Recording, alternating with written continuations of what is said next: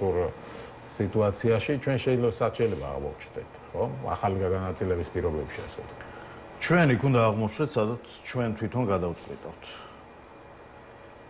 ეს არის ქართულ ხალხზე დამოკიდებული და რაც არ უნდა მოხდეს უკრაინაში, თუმცა დარწმუნებული ვარ, რომ ის არ მოხდება როგორც ამათ გონიათ და რასაც ესენი ზეიმობენ, თუმცა კიდე ერთხელ ვიტყვი, რატო ზეიმობენ, მაინც ვერ გავიგე.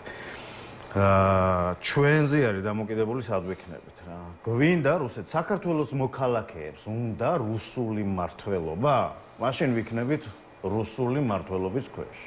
საქართველოს მოქალაქეებს უნდა დემოკრატიული და განვითარებული. აღმოჩნდა რომ ახლა მოქალაქეებს არ ეკითხება, ხო? 80% უნდა ევროკავშირი, მაგრამ გააჩერეს ევროკავშირი. ნუ გავიგე, მაგრამ 100 დღეა უკვე ქუჩაში ვდგევართ, ხო? კიდე 100-ც ვიდგები და ალბათ მეცაც გავაკეთებთ, ხო?